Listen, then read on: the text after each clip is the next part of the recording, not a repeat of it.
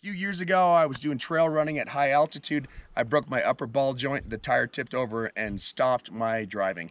With this kit, had I had it, I would have been able to make a phone call, go back, buy just a cheap upper ball joint, I'm gonna guess a $50 piece, come back, extract it, pop the new one on, and been good to go.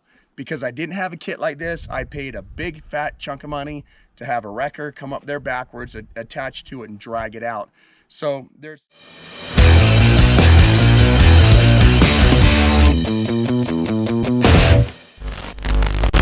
Hey, it's Tyler with TJack Survival and Survival Dispatch. A lot of survival situations happen because of an inability to self-rescue.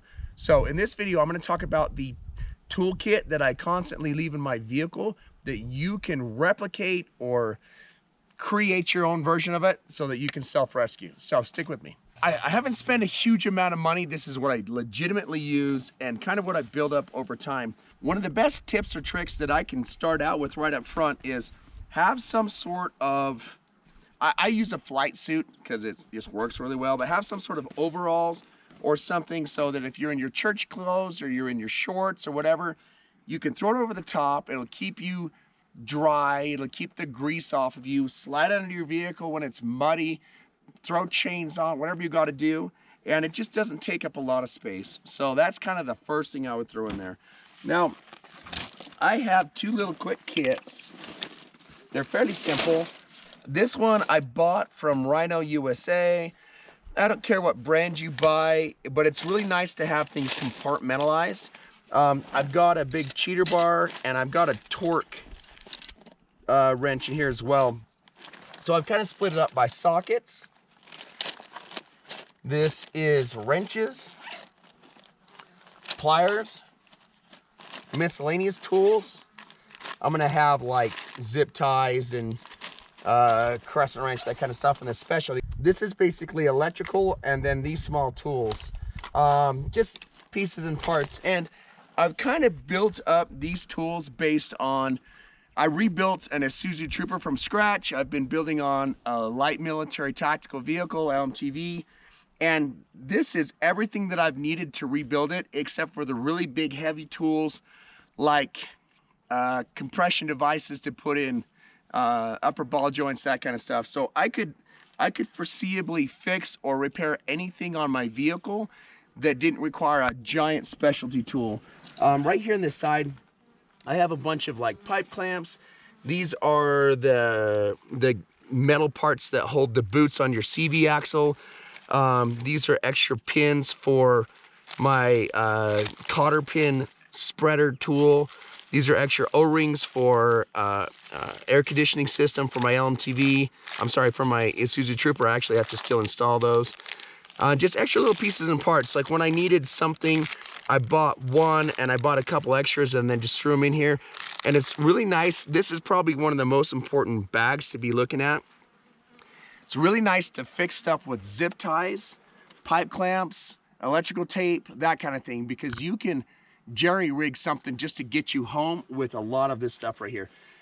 Also, a lot of times I'll run into corrosion where the problem is electrical related because there's not connectivity.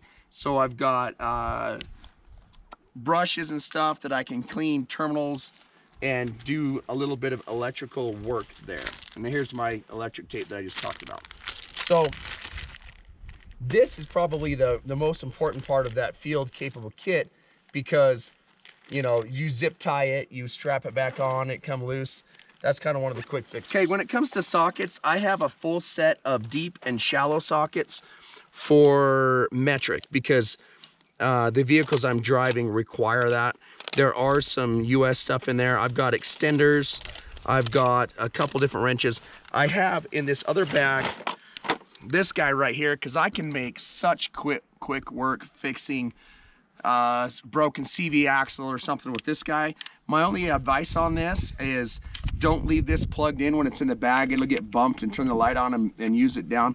We've been using this battery specifically all day today, so the power is really low on it. The power's gone down on it, so we've been using this battery all day today.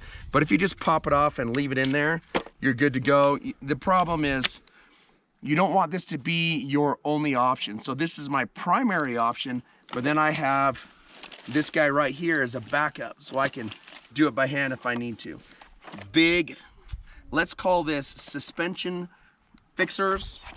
I've got long and short wrenches, because especially on some of these Japanese vehicles, you only have this much space, and these little short ratchet wrenches are just amazing.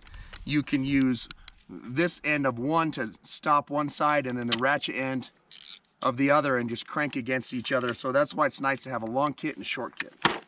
I also have some of the bigger tools that I've used for, I used these tools specifically to rebuild the front end of a Via-Cross earlier today, actually.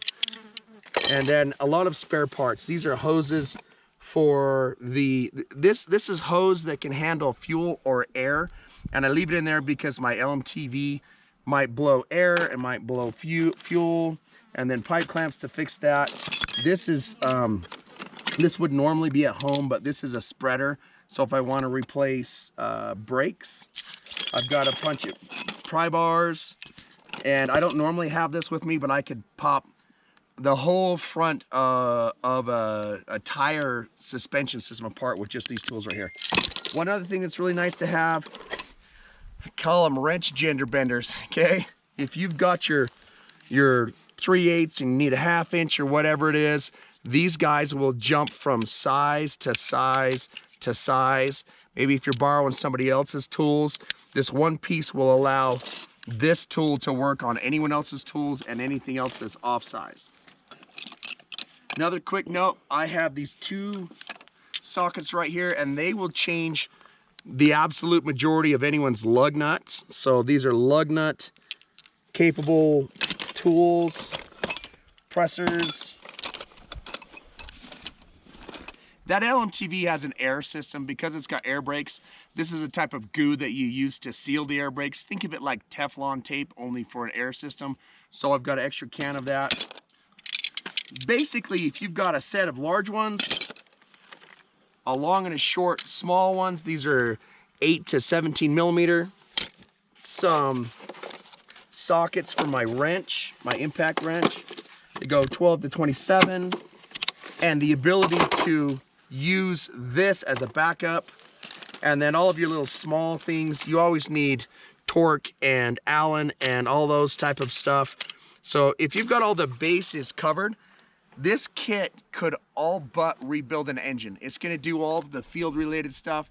You can change starters, you can replace all of the upper ball joint, lower ball joint, CV axles, whatever you got going with just a kit like this. It all rolls up, everything's compact, and the only thing you have to remember to do is have spare batteries, replace the batteries, and leave them disconnected. Hopefully this gives you some kind of an idea. The problem with me telling you what specific tools I have is it might not work for your situation. So as an example, this kit started out with a waist pack that I used to do adventure riding with the BMW 1150 GS. You can actually Google what bolt sizes do you need for a BMW 1150 GS, and maybe that will cover everything. So do the Googling on your vehicle, figure out what the bolt pattern size range is, and buy tools that will cover all of that. There's something super valuable about having communication, so you can get your buddies to bring the part to you or come pick you up, and then the tools and the knowledge to just fix it in the field and drive it out on your own. Hopefully that's valuable to you. Put your questions down below, hit that subscribe button, and thank you for watching.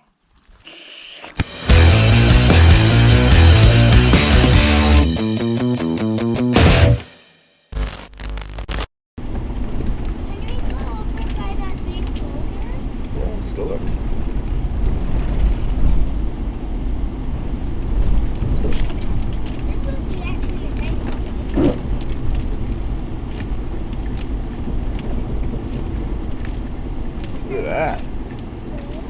We'll get the LMTV working and bring it back here.